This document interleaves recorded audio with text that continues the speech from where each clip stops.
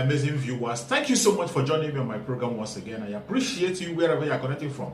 If you have not subscribed to my channel, please kindly subscribe to my channel. Click the notification bell so that you'll be notified each time I upload a video. You will be among the first to receive it. Thank you so much and remember blessed. Whenever you look my video, whenever you watch my video, share the video to all platforms. Share it to family and friends. Share it in your WhatsApp group so that people can get information on what is happening in the contraption called Nigeria, mainly against the Biafrans, against the Duduas, against the indigenous people in the contraption called Nigeria. I try as much as possible to set the record straight. I don't preach hate speech. I don't speak against people. I set the record straight. The only important thing I do here is to make sure that the plight of the people remains on the front burner and the world will know the true story of what is going on in the contraption called Nigeria. Remember, they will always change the narrative. The government will always try as much as possible to use the conventional media to change the narrative, but that I will not allow. In this platform, we'll set the record straight and we'll say it the way it is. Not preaching hate speech, not by talking down to anybody, but setting the record straight and bringing the information to the front burner and letting the world know the exact situation of things. Each time you watch my video, you can equally go to the comment section, put down your comment, say it the way you feel it. It's so welcome. You can criticize if you so desire, but do it constructively so that we can be able to learn from one another. That is why I'm here. And now, I'm going to share with you a very important video. I hope after watching the video from the beginning to the end, you're going to enjoy the video and you continue to stick around and be able to enjoy the rest videos that are going to be coming your way from time to time. Thank you so much for coming. Today, the video I'm going to share with you is a very important video.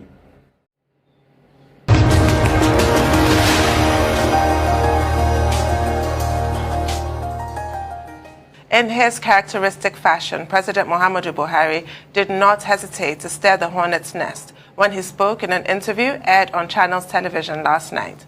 Whereas he expressed readiness to sign into law the Electoral Act Amendment Bill once the National Assembly inserts a clause allowing political parties to determine the mode for the selection of candidates seeking elective office, he dismissed the clamor for restructuring, calling it noise. On the issue of state police, Buhari said it was not an option and said Nigerians should question why governors who are at the forefront of the clamor for state police have not given powers to local governments. As a solution to the security situation in the country, the Commander-in-Chief of the Nigerian Armed Forces said the country can revert to traditional rulers for recommendations on effective security in their localities. When asked about Nnamdi Kanu, the president spoke on both sides of his mouth, saying he does not interfere with the judiciary and the leader of the proscribed indigenous people of Biafra should stand trial for abusing his government. Yet, in another breath, he declared that a political solution was still possible as far as Kanu was concerned. While joining us to discuss the highlights of Buhari's interview is a Rise News analyst and associate professor at Bayes University, Professor Abiodun Adeniyi. Good morning. Thank you for joining us. Good morning to the excellent trio that is privileged to have a launch invitation from one of Nigeria's finest professors. Don't be jealous. I hope Professor Akinyemi is watching how this invitation to luncheon is causing ripples. Very quickly, let's discuss President Mohammadu Buhari's interview. I mean, a lot to take away from that. One, let's start with state police. He says it's not an option. On the issue of farmers' headers clashes, the president is still insisting on grazing routes. Let's start with just those two first. What's your take? This thanks, Doc. Please go ahead. Yeah, okay. Thanks, Doc. You know, I first of all think that it's okay that the president is trying to engage with us, you know, beyond those speeches delivered at periods of commemoration, like the independence anniversary, January 1st, and all of that. You know, he did an interview with you 6 months ago, and we're having another one, you know, to kickstart the year. That's very welcoming. We just hope that this continues, you know, as the sun is setting on his administration. But looking at the speech itself, I think it's okay to also put it under two heads before I come to the substance of your question, Dr. Abati. You know, the first is to look at it, you know, from the form of it, you know. In terms of form, I think President Buhari is usually, you know, a penetrating speaker, you know, sometimes engaging in deliberate disfluency, maybe to capture our attention, to create, a picture in our minds in advance of his next set of sentences. And he did well yesterday in this regard. It gave us a feeling that it can be very convincing. And I'm sure that was what ingrained him into us in the first instance, in the build-up to the 2015 elections and before. And that's why the question of having a very good body language has always come up. And added to that is the question of integrity. So that's the form in which I want to interpret his interview under the head of the form. But in terms of substance, which you want me to talk about directly, I think there are so many grounds, there are so many gaps, that we still have to advise the president to fill. One is that, there's a problem in reconciling the past and the present towards making appropriate projections for the future.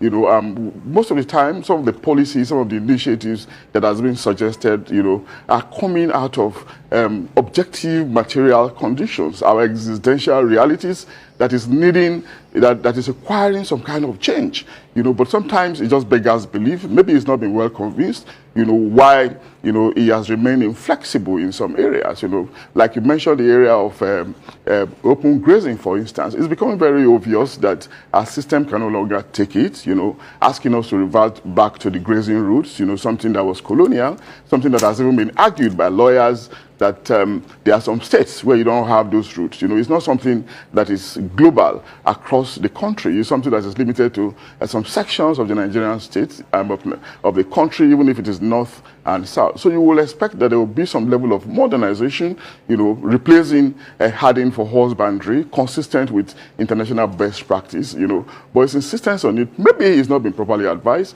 is something that I think, was problematic to me. And of course, what about the question of state police? The argumentation has been long-standing. I heard you refer to it earlier in several conferences, 2004 to 2014. This has been very consistent, and it's coming once again from the realities on the ground, from the ideation of well-meaning Nigerians drawn across sections, the entire sections of the country, Therefore, how long are we going to look away from these things that will rather propel us, that are supposed to propel us to the next level?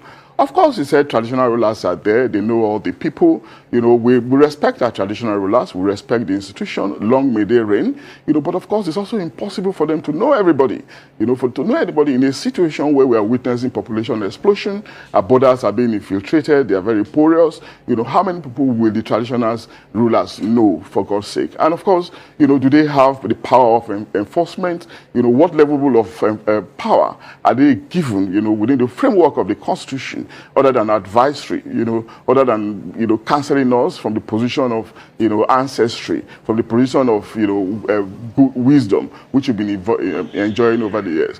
So apart from those areas, in terms of substance, there's a problem, but of course, do not forget, I said, in form, it made us look, it made us feel that he was convinced about what he's saying, but if you look at it, the substance of it, there are still problems, there are still gaps to be filled. And I dare say that he has about 15 months to go. Amendments can still be made. It's not too late. In the interest of him leaving a very good legacy in the annals of the Nigerian of the evolution of this country. Dr. Batsi, Tudu, and Rufai. What do you make of his comments with regard to the 2023 general election?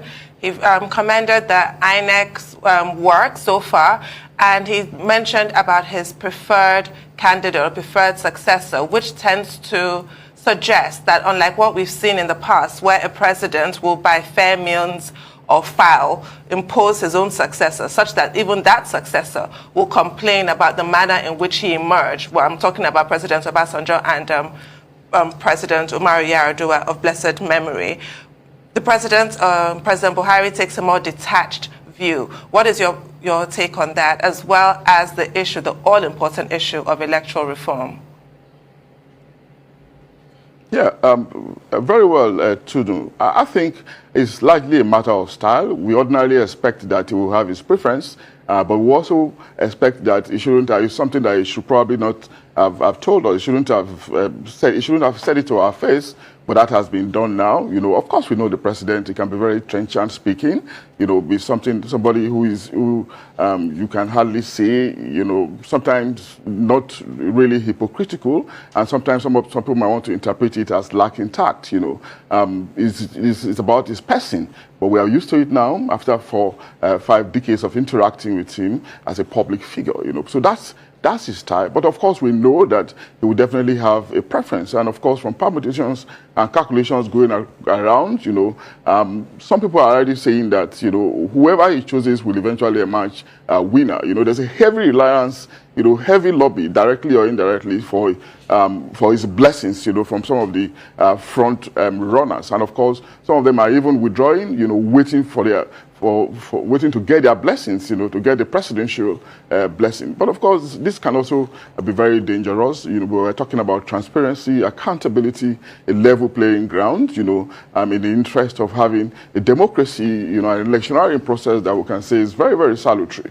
You know, it shouldn't be a path that we have to toe, but it's been a character of our democracy since 1999, you know, but the fact that it's been usual with us, that it's been common with us, does not make it right. You know, if President Buhari can lead us away from this pattern, it will be most welcome. Because I do know, you know, from media projections, there are quite a number of people who are interested in running as well, you know, but they are being cowed, somewhat scared, thinking that they may not get a presidential or President Buhari's blessing, you know, which is also a problem in itself, you know, in the development of a democracy that we can say is speak and span to them. Right, Professor, what's your reaction to his response when he was asked, you know, the quick one word or one sentence answers to the quick fire questions, and when they talked about the youth in Nigeria, and he said that when you go to university, you don't expect government to give you a job. I mean, well, what's your take on that reaction? And also, the president's dismissal of very cogent economic figures put forward by the Bureau of Statistics, asking a journalist, where did he get those figures from? And those figures are everywhere. Yeah. Okay, maybe, Rufai, let me start from the last. You know, I want to believe that there are different styles to argument, really. You know, it could be a priori or ad hominem, you know, and sometimes you engage in some, you know, maybe hitting below the belt, you know, or just to divert attention. Maybe we should consider the president that is also a human being, you know. When Shehu came with rock-solid statistics, you know, looking impregnable, you know, and of course, if it's going to confuse the president, you know, we can't say that he shouldn't deploy some immediate tactics to deflate it, you know. So, to that extent, it may not be that he's faulting the figures, you know, but it could just be that it's his style of, you know, undermining the substance of those figures or that question at that moment, you know. So on that note, I would just believe that he's just being human, you know, because those figures look very rock solid and very incontrovertible, coming from an irreputable agency of government, the National Bureau of Statistics, that is. You know, so that's my take on that, Rufai. And on the second one, which is the youth question, well, I think there's also some limitations there, you know, and of course, there have been arguments in the past about, you know, some kind of contempt for our youth, which is very, very inappropriate, you know, because we're in the 21st century where we're witnessing the youth bulge, where our population, the youth population is so much, you know, and when the youth are increasingly very, very conscious, very sophisticated, leading the pack, leading the fray in several sectors of the global economy, and there's no way we can undermine them at all, you know. And back to the question of saying that they shouldn't expect education. Of course, the public sector is a significant employer of labor anywhere in the world, and Nigeria cannot be different. In our own system, there's a heavy dependence on the public sector because the private sector is yet to be well stimulated. There are still limitations in terms of how well we are stimulating our private sector. So we cannot detract from that, from hoping or from expecting expecting youth to hope that they will get employed in the public sector. What has happened in the past, of course, we know when some of our elders went to school, they told us how they will finish, car will be waiting for them, job will be waiting for them, they will be coming to recruit them, even from the universities. We didn't grow up to meet those kind of advantages. But what's wrong with it? If we can bring those years back, we still see it happening in some advanced climes where corporations go to universities to recruit, even if it is limited to some Ivy Leagues, to some Ivy Tower institutions. Nothing is an ideal process, and there's nothing wrong if that kind of practice is brought back, not just on the platter of gold, but through institutional strengthening, through the strengthening of our institutions, such that they become solid, can stand on their own, can move processes and procedures, and not a question of human beings, trying to become institutions because of the failures of these primary, governance institutions, as the case could be, whether they are virtual or actual, Rufai. Well, Professor Adini, one of the major highlights of that interview was the president's comment on Nnamdi Kanu and the request by the body called Highly Respected Igbo Greats, who met with him in November 2021, that there should be a political solution. Do you think that the president has been consistent in saying that he does not interfere with the work of the judiciary, and that what is important is for Nnamdi Kanu, to defend himself in court? And does that put paid to the optimism of, the Igbo greats, thinking that the president will get back to them and support the recommendation of a political solution? Yes, Dr. Bati, I felt some reduction in me when the president ruled out a political solution, because I would have thought that, like I said earlier, it's in the twilight of his administration, and this is the time for rapprochement, the time for peace building. Whether we like it or not, he has done well in the annals of this nation's history, in the evolution of our history. He has played his part. It doesn't matter, how we want to judge him, but in also rounding up, he has to be conciliatory, especially to a section of the country, that holds him in contempt, that think. So, maybe I should be very circumspect about this. A section of the country that thinks that he doesn't like them enough. So it won't be out of place if he tries everything possible to assuage them, to bring about a change in right or wrong perception about that they hold about him. And one way to do this is the question of Mazi Nnamdi Kanu. And of course, some very respectable elders, accomplished citizens from that section of the country actually paid him a visit. And it means a lot for the governors to have selected, those individuals, reputable people who have contributed immensely in the development of this country, and they came to plead with him. So there's something that you lawyers call nolle prosequi. There's something that, of course, we also understand that everything does not have to end up in the courts. There are ways around things. There are ways and means. There are ways of managing situation. And political solution can only be a matter of wisdom. It's a matter of showing greater grace. It's a matter of, building peace, ahead of his disengagement as the president of Nigeria. And it's another thing that I think the president should be advised to revisit, so that, because there are reasons in the first instance where we're having people like, Mazi Kanu, people like Sunday Igboho. There are reasons for their agitation. We're not addressing their reasons, and it's not limited to them alone. I've made this argument severally that there's no section of this country that is particularly happy, and there's no section of this country that is particularly happy with this administration as well, even if some sections are also very happy. So it's a ding-dong affair, that he needs to find an equilibrium, a kind of balancing, consistent with his expectations that we have of him, as a leader, as a very good leader, somebody with high integrity, and somebody that is that desire to leave for himself a good name, in the annals of Nigerian history, like I've repeated for the umpteenth time, Dr. Abati. But the president did say that there was a possibility of a political solution. He initially said it's with the matters with the judiciary and he does not interfere. Let him go have his say there. But he said if people behave themselves, that there is a possibility there. So he didn't rule that out, and I'm sure we're all relieved to note that. It's been reported here and there that he ruled it out. He actually didn't. If we look at what he actually said. But let's talk about the gains of the Mohammadu Buhari administration, primarily in infrastructure, which he stressed. Although we haven't had the same success with power, and that was shown to him when he was talking about, with some derision, of the record of the former president Olusegun Obasanjo, who was unable to supply power after spending $15 billion US dollars. But here we still are.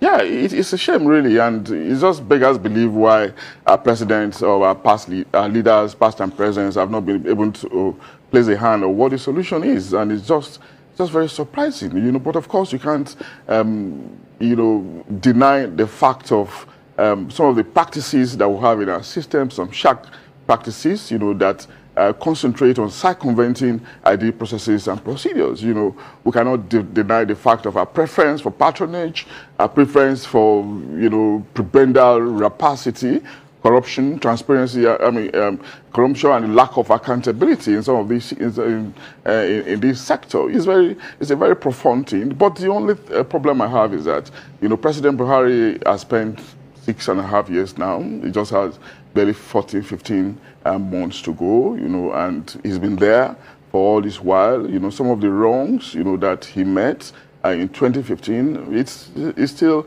very surprising that references are still being made, you know, to those things, you know, and no improvement has been made. He has not been able to right those wrongs, you know. And I'm beginning to wonder, really, if there isn't, you know, an X factor, a kind of piece in the problematic jigsaw called Nigeria that people are finding difficult to surmount. You know, if with his determination, with the verve and disease that he came in with, 6-7 years down the line, he still cannot solve the power problem, still referring to, you know, the TCN question, the disco questions, and the problem associated with them that he inherited, and they couldn't still deal with it, then maybe we should begin to look away from him. Probably, I'm just thinking, maybe there's an X factor, you know, that we'll probably be thinking about, or perhaps we should elevate it, the Dr. Batty theory of a ghost in Asorock, you know, to a ghost, you know, overwhelming the implementation of policies and procedures within the larger Nigerian sphere, as the case could be, too. I remember that piece. It was a classic. And, you know, expanding that theory, Dr. Batty, there's a Yoruba saying that says it is somebody that's behind the masquerade when the masquerade is speaking. So maybe it's people really behind that ghost we're talking about, people power. Yeah. So, but moving on, he outrightly called the PDP a failure. When they asked him his thoughts on the PDP, he said failure. Yeah. And in the same breath, when he was asked about his legacy, he said it should be remembered that they served with integrity.